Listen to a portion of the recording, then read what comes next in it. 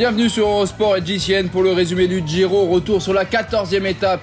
La perte du maillot rose de Juan Pedro Lopez, la prise de pouvoir de Richard Carapaz, l'équatorien, et la victoire d'étape à Turin de Simon Yates, déjà vainqueur du chrono en Hongrie. Il a devancé Jay Hindley, Richard Carapaz et Vincenzo Nibali. Mais c'est bien Carapaz qui est en rose au départ ce matin de la 15e étape du côté de Rivarolo Canavezze et direction Cogné, 177 km. Le classement général avant cette étape, Hindley est à 7 secondes, Almeida à 30 secondes. Guillaume Martin a reculé au 12e rang. Il est l'un des grands perdants de l'étape de Turin, en compagnie notamment d'Alejandro Valverde et évidemment de Juan Pedro Lopez. Regardez ce qui attend les coureurs aujourd'hui, avec une longue partie plate où il faudra être costaud pour prendre l'échappée, puis une première ascension pile à les fleurs. On redescend dans la vallée, on monte à Véronier de l'autre côté, on redescend, tout ça est en quelques kilomètres, et puis voilà, la montée finale de 22 bornes direction Cogné. Et là il y a quelques points, prendre également au classement de la montagne.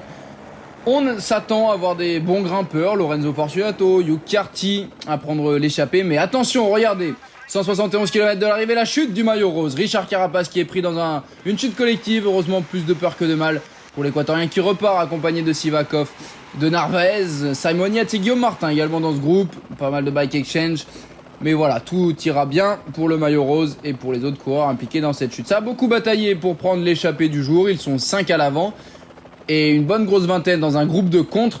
Les 5 hommes de tête dont Arensman, Craddock, Kudus ou encore Rémi Rocha, le français de la Cofidis, sont repris par un beau groupe où on retrouve Mollema, Ciccone, Mathieu Van Der Poel, Martin Teunsveld, 3 coureurs de la Jumbo-Visma avec Lemreise, Humen et Bouman. À l'arrière, Konovalovas emmènera le peloton, le groupe Eto avec Arnaud Démare, les Groupama FDJ bien loin de la tête de course où Koen Bouman prend le maximum de points et se retrouve de nouveau leader du classement de la montagne, lui qui avait remporté l'étape.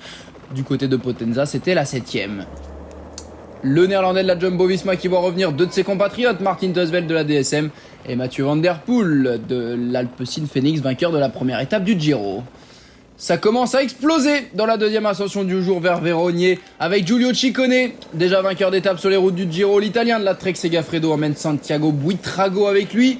Et à l'avant, ils ne sont plus que deux puisque Koen Bouman a été distancé. Teunsveld et Van Der Poel qui vont voir revenir un boulet de canon en la personne de Ciccone. Ce sera trop difficile pour Mathieu Van Der Poel, le cyclocrossman qui se relève et qui laisse partir 4 hommes. Teunsveld, Buitrago, Ciccone et Pedrero. Rui Costa, le portugais, est également en contre. Et regardez les 4 hommes de tête, un petit peu plus loin Rui Costa. Et également Hugh Carty, le britannique d'IF et le Cachan Easy Post.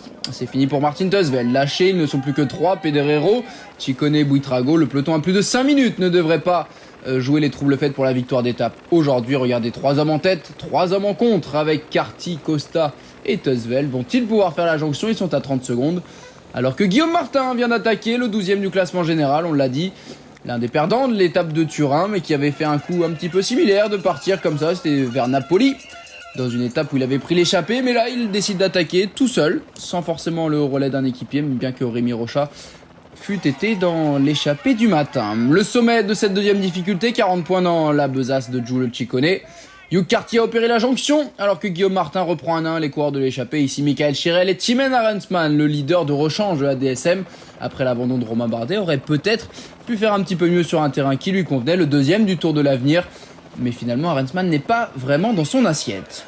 À l'avant, il y a Pedrero, Ciccone, Carty, mais également Buitrago, Teunsveld et enfin Rui Costa, les 6 hommes de tête qui vont attaquer la montée finale, alors que Guillaume Martin a un petit peu de mal à suivre Chirel et Arensman dans la descente. Il faut dire que le Normand de la Cofidis n'est pas le meilleur descendeur du plateau, mais il a quand même une bonne grosse minute d'avance sur le groupe maillot rose, alors que Giulio Ciccone, dès le pied de l'ascension finale vers Cogné, accélère les mains en bas dans son style caractéristique. Il emmène avec lui Buitrago et Hugh Carty. C'est terminé pour Pedrero, Teunsveld et Costa. Ils ne sont plus que 3 pour jouer la gagne, mais bientôt plus que 2, puisque Hugh Carty s'accroche désespérément dans la roue de Giulio Ciccone. Buitrago, le dossard 44, s'est relevé et c'est reparti pour Giulio Ciccone. Le coureur de la Trek Segafredo est désormais seul en tête à moins de 19 km de l'arrivée. Et le peloton maillot rose à plus de 6 minutes, emmené par la Ineos Grenadier de Richard Carapaz. Personne n'attaque pour le mettre en danger.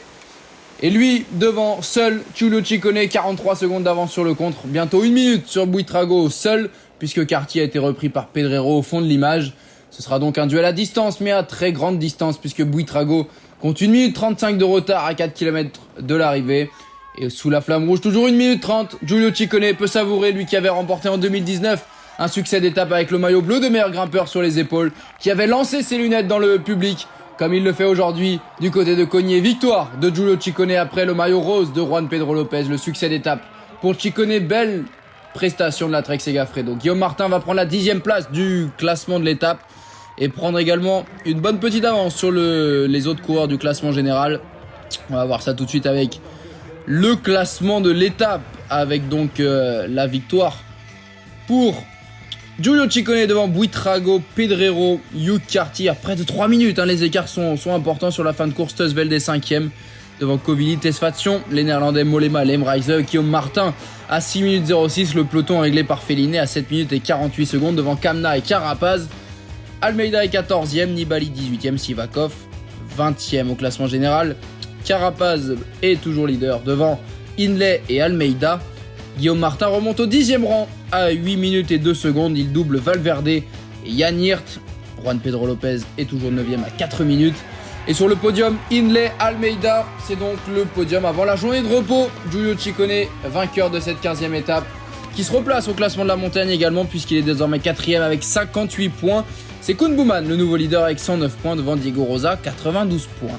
L'étape de mardi, donc au lendemain de la journée de repos, ce sera un gros morceau entre Salo et Aprica, 202 km, avec de belles ascensions au programme. Goleto di Cadino, 19 km à 6%, puis le fameux Passo del Mortirolo, 13 km à 7,7%, avant la montée de Santa Cristina et l'arrivée à Aprica, où Landa s'était imposé en 2015, le maillot rose de l'époque.